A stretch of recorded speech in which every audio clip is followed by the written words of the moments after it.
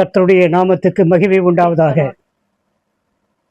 கர்த்தருக்குள் அருமையானவர்களே, இந்த நாளிலும் இந்த செய்தியை கேட்பதற்காக காத்து கொண்டிருக்கிறதான அருமையான தேவ ஜனத்தை கர்த்தரும் அருமை ரட்சகரும் ஆகிய இயேசு கிறிஸ்துவின் நாமத்தினாலே வாழ்த்தி வரவேற்கிறேன்.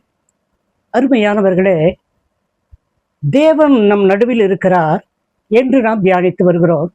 அவர் எங்கெல்லாம் நடுவில் இருக்கிறார், எந்த இடங்களிலெல்லாம் நடுவில் இருந்து நமக்கு உதவிகளை செய்கிறார் என்பதை குறித்து நாம் தியானித்து வருகிறோம். அப்படி பார்க்கின்ற பொழுது தேவன் நம் நடுவில் இருக்கிறார். நேற்றைய தினம் பூமி நடுவில் இருக்கிறார் என்பதை குறித்து தியானித்தோம். இன்றைக்கு பார்த்தீர்கள் சொன்னால் சமுத்திரத்தின் நடுவில் தேவன் இருந்தார். ஹல்லேலூயா! உங்களுக்கு எல்லாருக்கும் தெரியும் இல்லையா?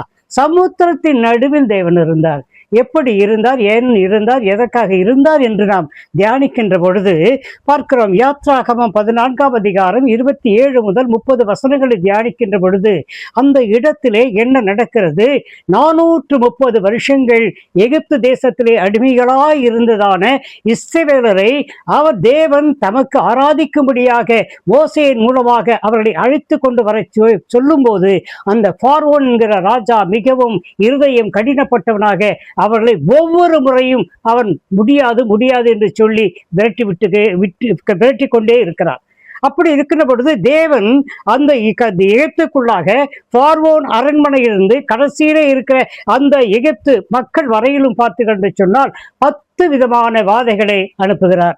அந்த 10 விதமான வாதைகளிலே கடைசியாக அவர் செலுத்திய அந்த ஒரு வாதை என்னவென்று சொன்னால், தலையீற்றுகள் எல்லாம், எகிப்தினுடைய தலையீற்றுகள் எல்லாவற்றையும் சங்கரிக்கும்படியாக தேவன் அங்கே ஒரு பெரிய ஒரு வாதையை உருவாக்குகிறார்.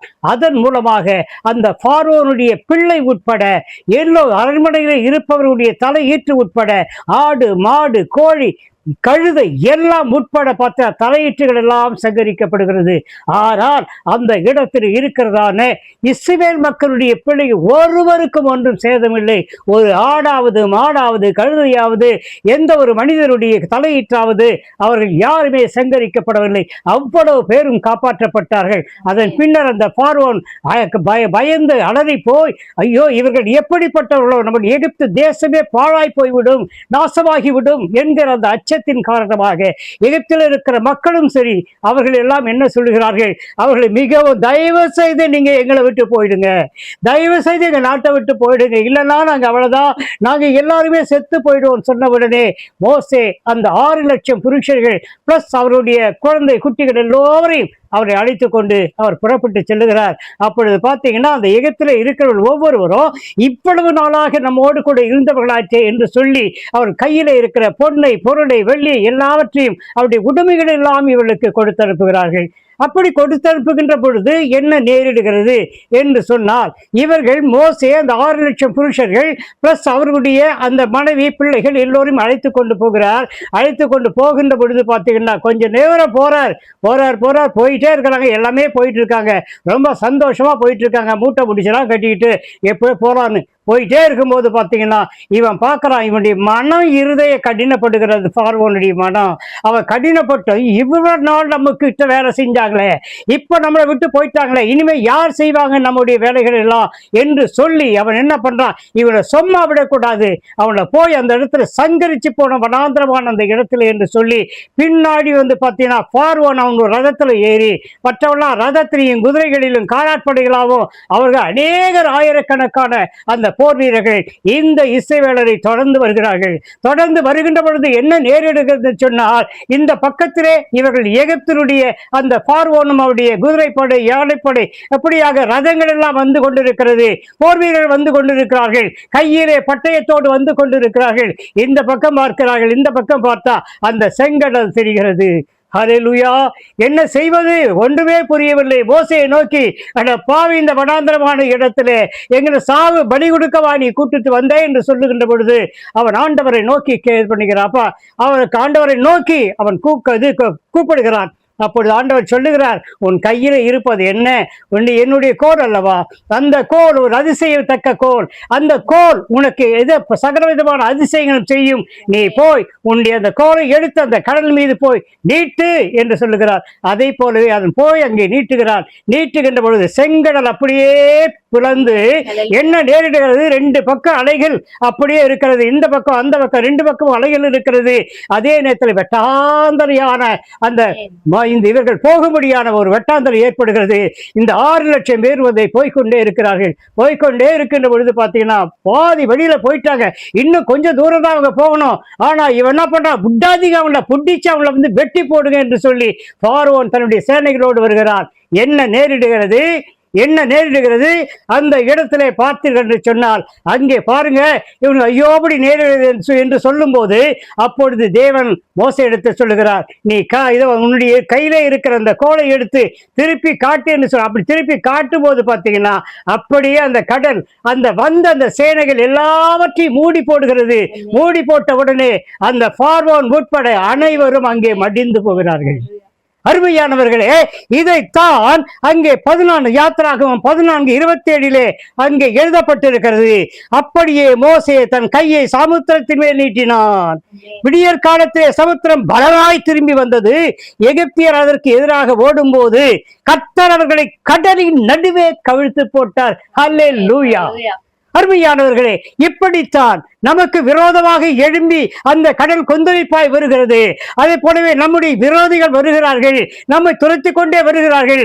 நாம நிம்மதி அடைச்சிட்டோம், இனி நமக்கு பிரச்சனை இல்லை, நாம போக வேண்டிய இடத்துக்கு போக போகிறோம், நமக்கு எந்த பிரச்சனையும் இல்லை, நம்ம குடும்பத்தோடு பிள்ளைகளோடு பேர பிள்ளைகளோடு நம்ம இருக்க போகிறோம் என்று நினைக்கின்ற பொழுது நம்முடைய சத்துருக்கள் நம்மை பின்னோக்கி வருகிறார்கள், துரத்தி வருகிறார்கள். அப்படி துரத்தி வருகின்ற பொழுது தேவன் அவருடைய விரலை காட்டுகிறார்.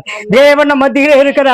தேவன் நடுவே இருக்கிறார். நமக்கு சமுத்திரத்திலே அன்றைக்கு இஸ்ரவேலை காப்பாற்றிய தேவன் இன்றைக்கு இந்த சாகரமான உலகத்திலே நமக்கு விரோதமாக எழும்புகிறவர்களை மடங்கடிக்கும்படியாக, நம்முடைய சத்துருக்களை முறியடிக்கும்படியாக தேவன் நம் மத்தியிலே இருக்கிறார். அருமையானவர்களே, இந்த நாளிலும் கூட கர்த்தர் பெரிய அற்புதங்களை உங்கள் வாழ்வில் செய்ய போகிறார்.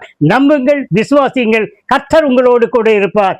பாருங்க, இன்றைக்கும் கூட நேற்றைக்கு பாடிய பாடலை நீங்கள் மிகவும் ரசித்திருக்கீங்க, மிகவும் நீங்க தொடப்பட்டிருக்கீங்க என்று எனக்கு நன்றாக தெரியும். அதை போலவே அருமையான கிரண் சோபியா இன்றைக்கும் கூட இந்த கருத்தை முன்வைத்து இந்த கருத்தை உட்கொண்டதான இந்த கருத்தை உள்ளடக்கிய ஒரு பாடலை பாடி நம்முடைய மகிழ்விப்பால் கர்த்தருடைய நாமம் மகிமைப்படுவதாக. ஆமென். Praise the Lord. தேவனுக்கு மாத்திரம் மகிமை உண்டாவதாக. கர்த்தாவே, தேவர்களில் உமக்கொப்பானவர் யார்? வானத்திலும் பூமியிலும் உமக்கொப்பானவர் யார்? கர்த்தாவே, தேவர்களில் உமக்கொப்பானவர் யார்? வானத்திலும் பூமியிலும் உமக்கொப்பானவர் யார்? உமக்கொப்பானவர் யார்? உமக்கொப்பானவர் யார்? உமக்கொப்பானவர் யார்? உமக்கொப்பானவர் யார்? வானத்திலும் பூமியிலும் உமக்கொப்பானவர் யார்? வானத்திலும் பூமியிலும் உமக்கொப்பானவர் யார்? செங்கடலை நீர் பிளந்து உந்தன் ஜனங்களை நடத்தி சென்றீர். செங்கடலை நீர் பிளந்து உந்தன் ஜனங்களை நடத்தி சென்றீர். நீ நல்லவர், சர்வ வல்லவர், என்றும் வாக்கு மாறாதவர். ஆமென். நீ நல்லவர், சர்வ வல்லவர், என்றும் வாக்கு மாறாதவர். உமக்கொப்பானவர் யார்? உமக்கொப்பானவர் யார்? உமக்கொப்பானவர் யார்? உமக்கொப்பானவர் யார்? வானத்திலும் பூமியிலும் உமக்கொப்பானவர் யார்? இந்த வானத்திலும் பூமியிலும் உமக்கொப்பானவர் யார்? ஹல்லேலூயா, ஹல்லேலூயா, ஹல்லேலூயா. கர்த்தருடைய நாமம் மகிமைப்படுவதாக. அருமையானவர்களே, இந்த நாளிலும் கொடுக்கப்பட்டதான செய்தி உண்மையிலே உங்களுக்கு மிகவும் பிரயோஜனம் உள்ளதாக இருக்கும் என்று நாங்கள் நம்புகிறோம். ஆம் பிரியமானவர்களே, இதோ நம்முடைய நடுவிலே இருக்கிறார். சமுத்திரத்தின் நடுவிலே இருந்த தேவன் நம்மோடு கூட இருக்கிறார், நம்மிடையே இருக்கிறார், நம்ம மத்தியிலே இருக்கிறார். நமக்கு எப்படிப்பட்டதான சமுத்திரம் போல் வெள்ளம் வந்தாலும் சரி, அதை பிரிப்பதற்கான தேவனுடைய கோல் அதிசயம் செய்கிற ஒரு கோடு இருக்கிறது. அந்த கோலை வைத்துக் கொண்டு, அந்த கோல் யாரும் இல்லை, இயேசு கிறிஸ்து தான். அந்த கோலை வைத்து நாம் எல்லாவற்றையும் தகர்த்தெறிந்து விடலாம். நம்மை சுற்றி நம்மோடு கூட நம் பின்தொடர்ந்து வருகிற சத்துருக்களுடைய அந்தகார வல்லமை எல்லா விதமான சக்திகள், கிரியைகள் எல்லாவற்றையும் தேவன் முறியடித்து போடுவார். இதை நம்புங்கள், விசுவாசியுங்கள். இந்த வாரம் முழுவதுமாக உங்களுக்கு மிக மிக மிக ஆசீர்வாதமாக இருக்க வேண்டுமாய் கர்த்தரும் அருமை ரட்சகருமாகிய இயேசு கிறிஸ்துவின் மூலமாய் வேண்டுகிறேன், ஜீவனுள்ள தகப்பனிடத்தில். ஆமேன், ஆமேன், ஆமேன். God bless you all.